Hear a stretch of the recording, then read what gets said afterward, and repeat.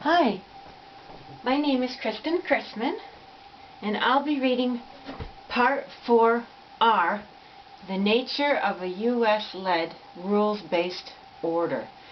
And countercurrents.org is kindly posting all of the essays in this series, so if you're interested in finding the sources, they're on countercurrents.org, where all the endnotes are. Now, each of these essays in Part 4 begins with a false bias that I then argue against. So we're on false bias 18, and false bias 18 is: Russia is at fault for overturning the U.S.-led rules-based order, which is a benign, just, egalitarian, democratic, cooperative, and peaceful order to spread positive political, economic, and cultural values. That's the bias, and I'll argue against that. The previous essay referred to the January 29, 2019 testimony to the Senate Armed Services Committee for the Senate hearing of the National Defense Strategy given by Damon Wilson, at the time Executive Vice President of the Pro-NATO Atlantic Council, and currently the President of the National Endowment for Democracy, NED, an organization that supposedly promotes democracy abroad. In his testimony, this future NED president claimed, quote, "Under President Vladimir Putin, Russia is determined to roll back the post-Cold War settlement, undermine the sovereignty of former Soviet states, and overturn the U.S.-led rules-based order that has kept Western Europe secure since the end of World War II and enlarged to countries of Central and Eastern Europe after 1989." End quote. The previous essay addressed the segment of Wilson's claim regarding the alleged rolling back of the post-Cold War settlement.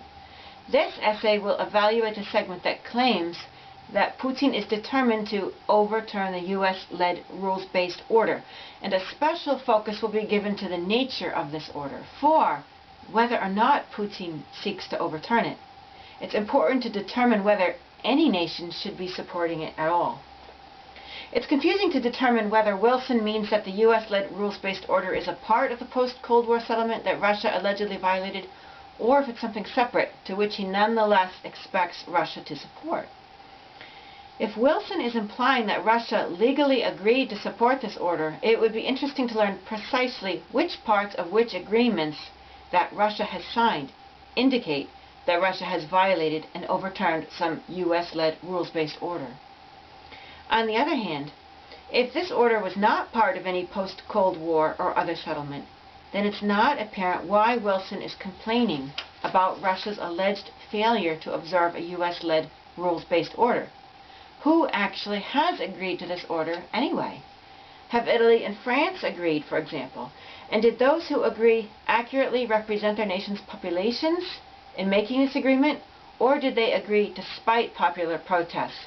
Were they bribed or intimidated into agreeing? Have the UN and International Criminal Court also agreed to bow down to this U.S.-led rules-based order? Is this order a part of international law?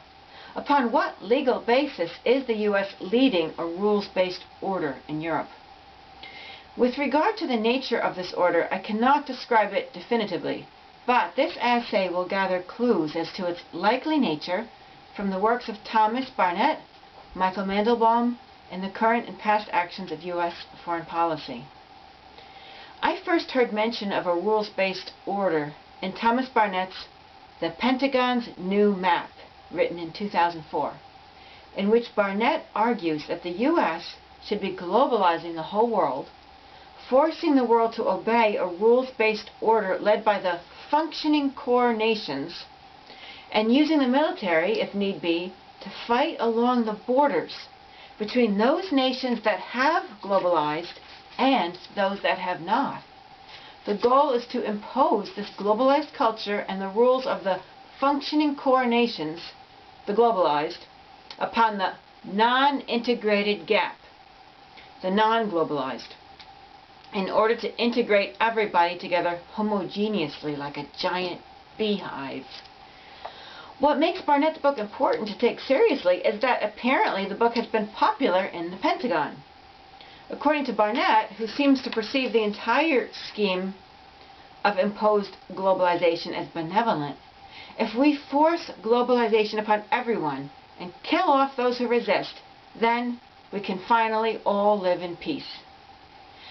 It's basically a rerun of the illogic and inhumanity that drove the U.S. to destroy tribe after tribe as it expanded across the North America continent from east to west. It's not clear whether Wilson's U.S.-led rules-based order is the same exact thing as Barnett's, but it's a good guess that it's at least partially overlapping, if not identical. Barnett's book revolves around the idea that there's one set of rules, the core nation's rule set, he calls it, to which the rest of the world must be assimilated by force if necessary. Unlike democratic rulemaking, in which the rulemakers are supposed to govern as representatives of the governed, and with the consent of the governed, the core nation's rule set is made by policymakers who neither represent nor are endorsed by those in other nations, who are expected nonetheless to obediently follow these rules. In fact, even the populations within the core nations have no say in the matter. The very idea of having a U.S.-led rules-based order, and the very assumption that there should be one set of rules that all good people follow with unquestioning obedience, are telltale characteristics of a particular model of human relations described by George Lakoff in his work Moral Politics, the topic introduced in the previous essay, Part 4b. Lakoff describes two contrasting models of morality in human relations: the strict father model and the nurturant mother model. According to the morality of those who adhere, often without awareness, to the strict father model, relationships should be hierarchical, and the individual or nation on top should be making rules for everyone else to follow with unquestioning obedience. To question authority, such as a U.S.-led rules-based order, is considered immoral. To the individuals in those social circles who adhere to the strict father model, such ideas seem absolutely moral and proper. But to those of us coming from other social circles and ways of relating to one another, such as the nurturant mother model, also described by Lakoff, such authoritarian rule-making ideas are repulsive, arrogant, unkind, immoral, and grounded in supreme ignorance and illogic. Passing strange that U.S. policymakers should imply that Putin is authoritarian for resisting such an authoritarian order. Passing strange that U.S. policymakers who've scorned the centralized economic system of the USSR for decades should advocate such a centralized system of rule-making, values formation, and culture shaping. Many strict mothers and nurturant fathers exist, and so I'll refer to the models without using the words father and mother in order not to promote inaccurate, harmful gender stereotypes. Another feature of this strict model is not only an acceptance of hierarchy, but the belief that an individual's or nation's greater power typically corresponds to greater wealth, and even to a superior sense of morality. Therefore, according to this unfounded logic, those with great wealth ought to have great power to make the rules, because they're morally superior to the rest of us down here in the slime. While many of us have good reason, as well as knowledge acquired from experience, to suspect that illegal or immoral circumstances may have enabled some to acquire their bounty of power and wealth, perhaps some or many of these wealthy, powerful people ruling the U.S. are strict model morality adherents who feel that their wealth and power are proof not of criminality, callousness, or unscrupulousness, but of their superior morality and intellect. With such a flattering self-image, they may honestly believe that it's best for all of us if they lead us, the ignorant masses, and it's only a natural extension to wish to lead not only the American masses, but the masses of the world in this U.S.-led rules-based order. Incidentally, this belief that a certain upper class is doing us all a favor by ruling our society was also a feature of the upper German and American classes running policy prior to World War II, when U.S. policymakers and businessmen were loath to cut their ties with German businessmen, policymakers, and the war machine they were building. And after World War II, when U.S. policymakers were loath to punish those who collaborated with the work-to-death labor camps. Why? it was felt that these social circles, those at the peak of the hierarchy of capitalism's wealth and power, are necessary for society to function properly.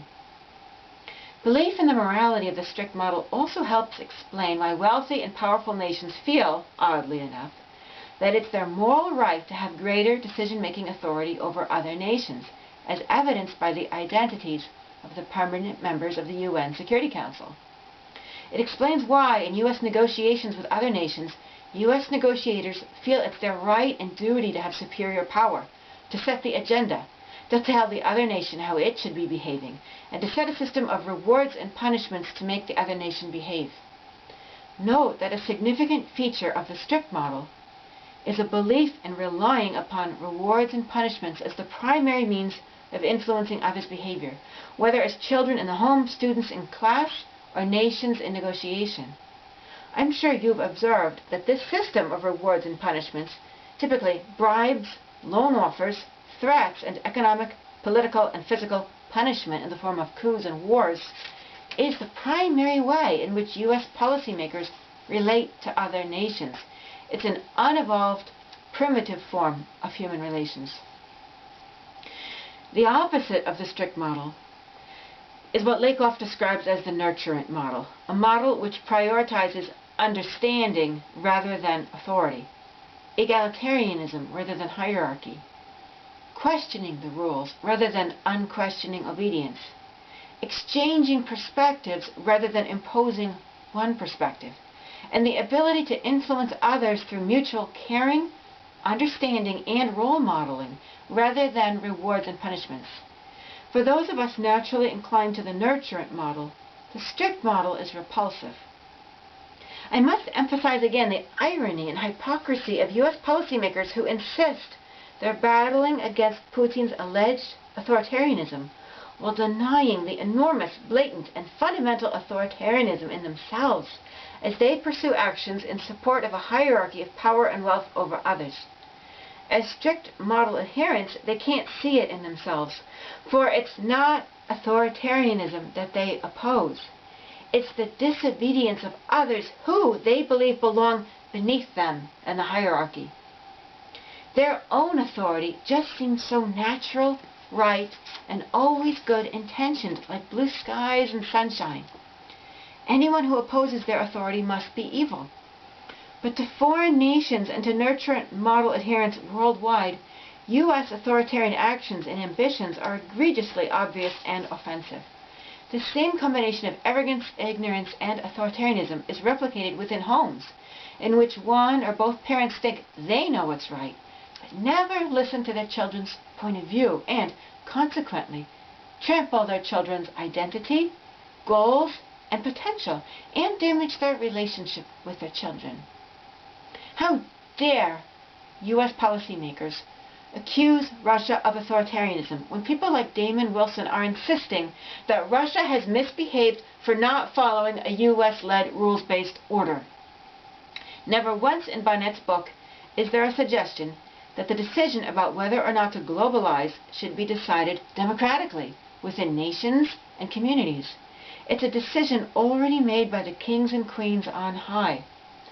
According to Barnett, features of the globalization of the functioning core nations include freedom, not including the freedom to reject globalization, a national economy integrated with the global economy, presumably to destroy national self-sufficiency, promote fossil fuel-run transportation, and enable U.S. policymakers to then cut economic cords and sanction other nations to death. Connectivity of products, services, mass media, and ideas with other nations, presumably to spread the U.S. propaganda machine of media and movies, and internal rule sets that are harmonized with the, quote, emerging global rule of democracy, rule of law, and free markets, presumably to ensure that service to U.S. policymakers is the #1 priority.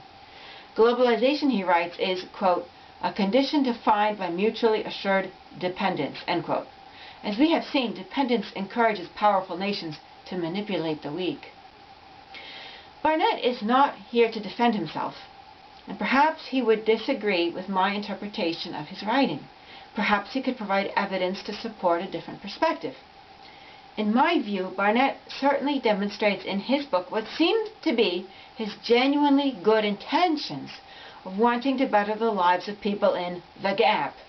However, good intentions are not enough, and without the intelligence and wisdom received from a variety of perspectives and informational sources, good intentions have often accompanied policies throughout time of tremendous cruelty. Barnett seems to jump to conclusions that those who do not want to globalize and follow the rule set that the U.S. observes are either malevolent or unreasonable. Barnett claims that globalization is primarily about exporting freedom.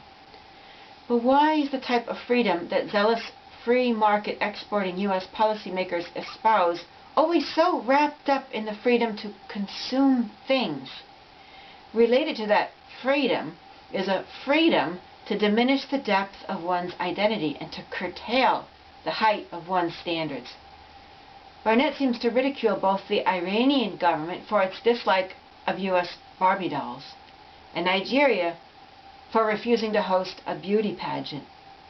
But where is the freedom not to have to associate women's identity with the superficial and distorted skin-deep beauty of Barbie dolls and beauty pageants? Where is the freedom to enjoy non-plastic dolls created by the people of one's own country or even of one's own community? Where is the freedom to say no to imports and to retain individuality of cultures, even isolation of cultures, and the variety of products, foods, languages, customs, values, thought patterns, and habits of relating to life and to one another that add so much color and profound interest to the world? In my own research on U.S. foreign policy and conflicts worldwide, I find that U.S. policymakers have a quite aggressive attitude towards imposing their own values upon others. Because they assume these values are completely positive, they're blind to the negative aspects of these values, and they're blind to their own aggression. All cultures have their positive and negative features. Positive values can have a flip side or an extreme side that is negative. It makes more sense for all nations or communities or individuals to select for themselves which positive features they want to import from which nations, not for one nation's policymakers and businessmen to insist upon exporting its values and products to everyone else. Of interest, one foreign visitor who observed and wrote about U.S. culture in the 1950s had some extremely thoughtful comments to make. Comments that showed great concern for anxiety in the U.S., for the hectic pace, for the lack of true relaxation and joy, for a lack of genuinely caring relationships, for an inability to enjoy the beauty of nature, and for the lack of freedom of thought, thanks both to publishing companies' monopoly and to social conformity. But this man has been typically ridiculed in the U.S. His words are taken out of context. The bulk of his words are omitted, and he is instead wrongfully associated with violence. It's a type of treatment parallel to the treatment in U.S. media of Putin, a media formula of twisting and omitting the substance and perceptiveness of a man's words and instead clumsily and slanderously associating the man with aggression and love for violence. Who was this man? None other than Sayyid Qutb, the Egyptian considered the ideologue of radical Islam, the Egyptian hanged in 1966 by his own brutally unjust authoritarian government. Of course, Americans are apparently not supposed to ever learn that the father of radical Islam adamantly opposed tyranny and had perceptive views and high principles with which many Americans would actually sympathize. This subject of an aggressive drive to spread these dominant American values is an enormous topic that grates on cultures worldwide. Westernization grated on Russia even in the 1800s. It was a key factor driving 9/11. It even bothers many Americans, and we can return to it in a later essay on values. But note again that this attitude of wanting to impose these values and freedoms upon the people of the world for their own good, and this attitude of judging as bad, even killing, those who resist this imposition of values and way of life is very much like the strict parent in Lakoff's model, who won't hear his children's side of the story and merely assumes his rules are right and his interpretations of his children's behaviors are accurate. With the ignorant assumption that there are no good reasons to resist globalization, Barnett's work fails to even consider the notion of cooperative dialogue, and the actions he advocates are plainly aggressive. While Barnett maintains that non-violent economic methods may be the best way to globalize the world, he advocates preemptive war by the core nations against those who resist economic and cultural globalization and resist the core set of rules. Quote, "In short, preemptive war is an instrument by which the core should collectively seek to extend its stable security rule set in the essentially lawless gap." End quote. Remember, this book, The Pentagon's New Map, is said to be highly popular in the Pentagon. Barnett also explains an extremely disturbing policy plan. Quote, "We are never leaving the gap, and we are never bringing the boys home. There is no exiting the gap, only shrinking the gap. And if there is no exiting the gap, then we'd better stop kidding ourselves about exit strategies. No exit means no exit strategy." End quote. Of course, all this creates a huge market for the weapon industry, the Pentagon, the morgue, and the burgeoning private military contractor industry. Militants who can be hired with our tax dollars to kill, but with far less oversight than the U.S. military receives from Congress. Does Barnett realize how similar his thinking is to the thinking of imperial colonizers throughout the world who felt their presence was necessary to make the world better for those they were civilizing? Does he realize the horrors these colonizers inflicted on the natives? Does he realize how ignorant and greedy the colonizers were? Does he have any sense of the values, the types of human relations, the knowledge, wisdom, and ways of life forever lost because of this imperialism?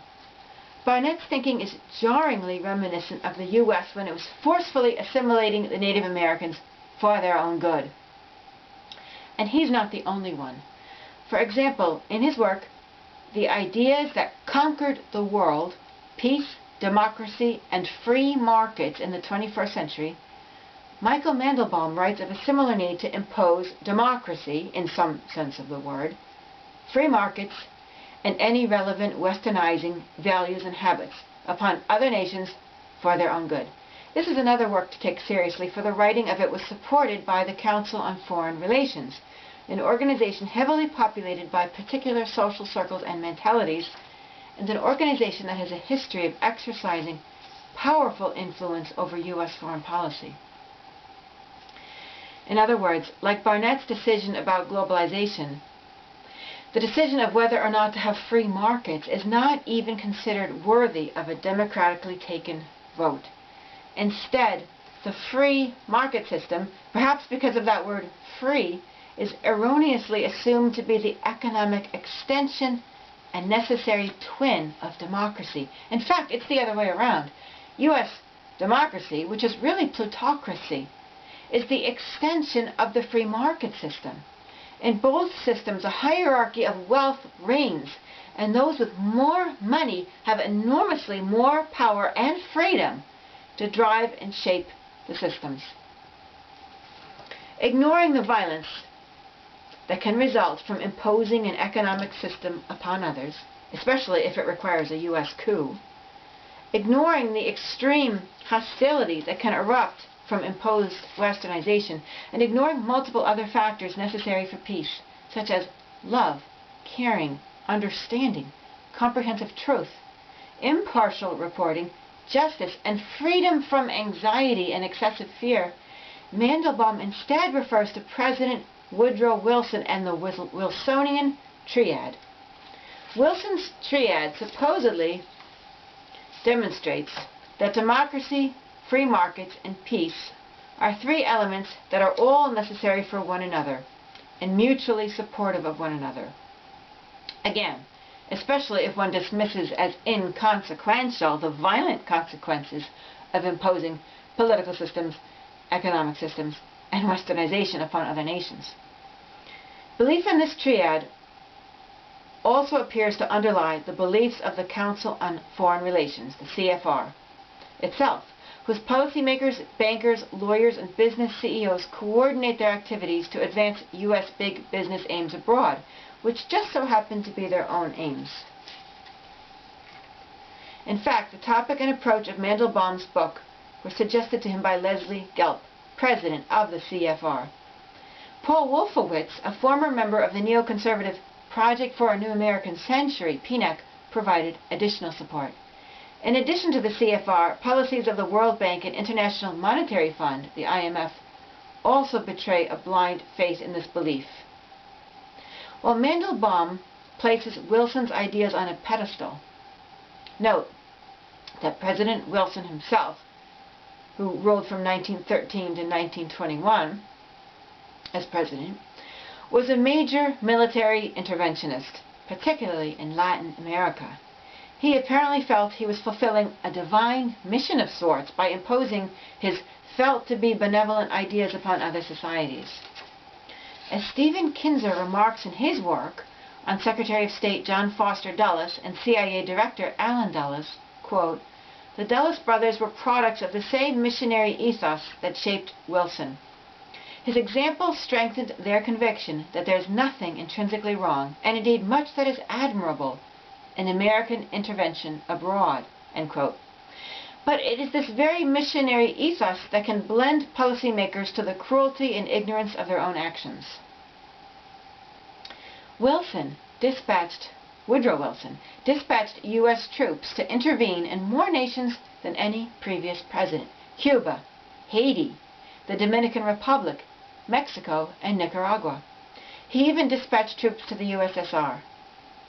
In 1916 to 1917, Wilson sent 6,000 U.S. troops to Mexico under General Pershing, infamous for massacring Filipinos, in hopes of murdering Pancho Villa, who, in turn, was fighting the U.S.-supported Mexican dictator. Soon after that, Wilson then sent the U.S. Marines on a 5-year occupation of Cuba that lasted until 1922. Already by 1920, American-owned mills produced about half of Cuba's sugar.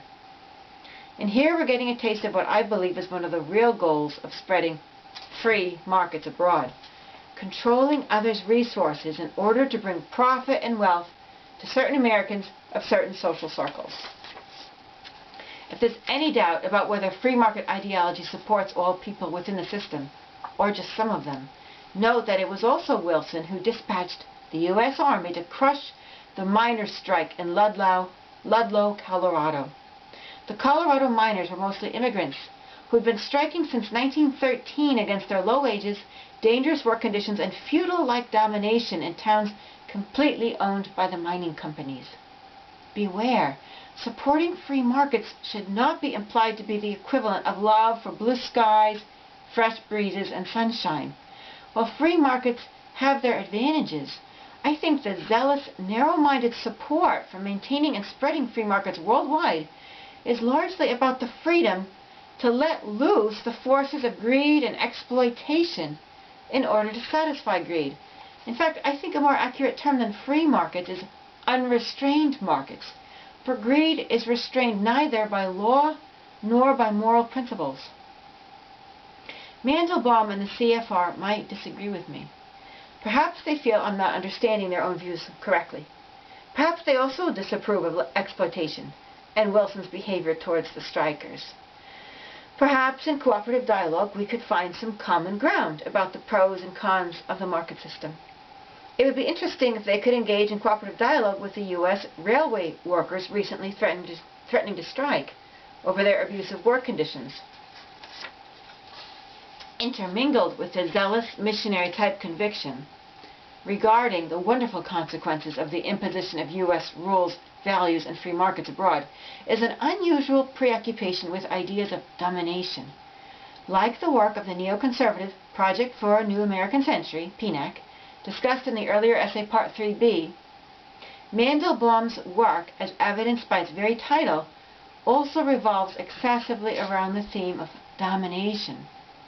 As noted in the earlier essay, Part 4b, those who see the world excessively in terms of domination, those who view human relations in terms of power, control, superiority, and inferiority, may have an inability to relate to humans in other ways, such as with understanding, equality, joy, love, and curiosity. Have people like Mandelbaum and Barnett and the former members of PNAC taken the time to live with, understand, and even survey a variety of people who have already been on the receiving end of these civilizing influences, or who would likely be on the receiving end of U.S. preemptive war? Or do their psychological habits of mind and preoccupations with domination, authority, rules, free market investments, and power restrict their ability to even consider taking such steps? It's yet one more reason why a preponderance of those who adhere to the strict model and who exhibit other psychological limitations should not be dominating U.S. foreign policy making. Perhaps these limitations are what cause such individuals to trivialize nonviolent conflict resolution as merely a group hug. They put down as faulty that which they don't understand and cannot grasp. They see one-sided rules and one-sided guns as realistic, and anything more cooperative and caring than that is nonsense. They scorn techniques that have little to do with rules, free markets, and the military because they cannot even imagine the other possibilities. Possibilities that are much, much more than a group hug, and that spring from truly listening to one another, acquiring understanding of others' perspectives, unraveling prejudice, throwing out one-sided propaganda, insisting upon 360-degree comprehensive reporting not funded by the weapon industry, genuinely caring, maintaining one's consciousness in one's heart, and integrating ideas together in cooperative negotiation. Like Lakoff's strict parent who believes that observing rules is the key to maintaining a healthy, functioning family, Barnett believes that systems of rules are what reduce violent conflict. According to Barnett, as rules are established and enforced, violence decreases. Moreover, the U.S. military is the ultimate global rules enforcer of one set of rules. His book seems to involve no understanding, no listening to both sides, no uncovering the historical and cultural roots of violence, no love, no awareness of the trauma and horror of war, no cooperative writing of the rules.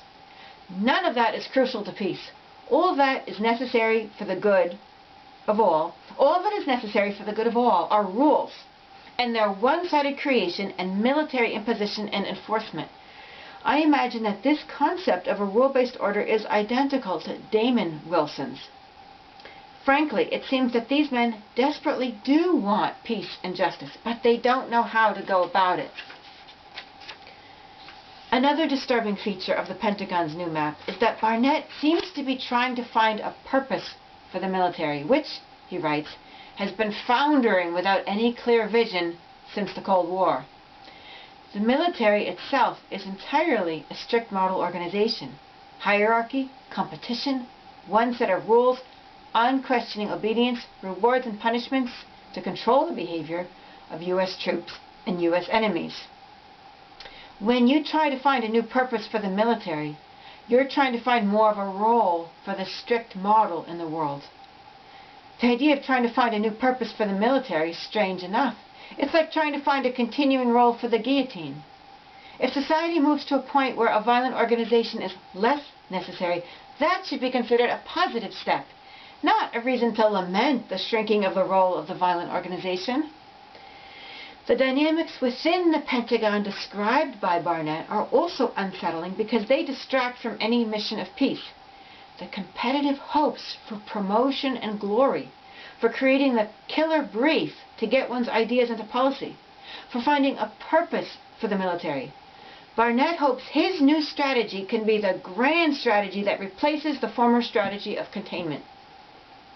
With conflicts, springing up all along the borders of Russia and China and continuing in the Middle East, with U.S. weapons and money funding a proxy war in Ukraine, and with 800 U.S. military bases worldwide, including those surrounding Iran, China, and Russia. It seems that Barnett's dream of conflict all along the border between the functioning core nations and the non-integrating gap is coming true. Barnett is convinced that his policies will promote goodness, but his strategy is the same stale, unworkable formula that violence and force will bring everlasting peace. Ironically, his hope is that the use of U.S. economic and military power, war, to help force the gap to globalize will eventually lead to total globalization, which he believes will result in an end to all wars. Unfortunately, intentions of goodness can blind people to the horror, illogic, and ignorance of their ideas. Barnett was an advocate of the 2003 U.S. invasion of Iraq because he believed the U.S. should topple Saddam Hussein in order to break Iraq out of the gap and bring it into the group of functioning core nations. Frankly, I think millions of Iraqis could provide more than enough proof that Iraq, already brought to its knees and barely functioning from the 1991 war and merciless, brutal UN sanctions, was driven by the 2003 U.S. invasion into a state of non-functioning, without even sanitary water to survive. In her 2018 work, Women and Gender in Iraq, Between Nation Building and Fragmentation, Zahra Ali points out that more than a decade later, Iraqis, so utterly destroyed by U.S. policies and violence, continue to suffer from a lack of basic services, including access to clean running water and electricity, housing, food, healthcare, medical equipment, and employment. Even in Baghdad, Iraqis are not receiving electricity for more than 5 hours per day. It is incomprehensible how anyone could say or predict that attacking a nation will raise it to higher levels of existence and bring it into the functioning group of core nations. No doubt U.S. policymakers continue to deny their own ignorance and stupidity and instead blame Iraqis for not responding properly to the U.S. invasion and occupation like all good, obedient people should do. Nonetheless, Barnett is convinced that being attacked by the United States and enduring war in order to become globalized will lead to a better future than living outside the spread of globalization. Even if we leave aside his glossing over of the material destruction of Iraq's homes, businesses, buildings, infrastructure, electricity, water, transportation, and systems of law, healthcare, and education, Barnett exhibits no qualms or perhaps awareness of the illegality and immorality of invading other nations and destroying life and environment. He fails to demonstrate any respect for learning about and understanding the intelligent perspectives of those targeted for an invasion. His thinking expresses no recognition that such invasions foment horror, tension, fear, anxiety, despair, violence, and trauma, as described so well in Deborah Ellis's Children of War, Voices of Iraqi Refugees.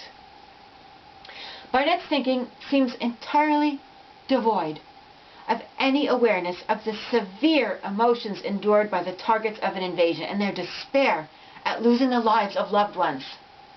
His thinking is devoid of any awareness that peace requires a psychology of inner peace, trust, respect, and caring within society and within individuals that has not been torn into shreds by terror and despair. What type of globalization could ever compensate for the killing of one's loved ones? What type of globalization could ever compensate for the permanent loss of one's inner peace? There's no acknowledgement in his work that the creation of these horrendously negative psychological states of mind spawns what the paradigm for peace model terms the aggressive roots of violence.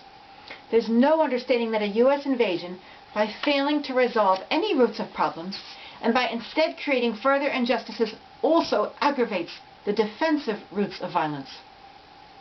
Barnett's top-down control approach will only continue to escalate hostility, injustice, violence, and war, not peace.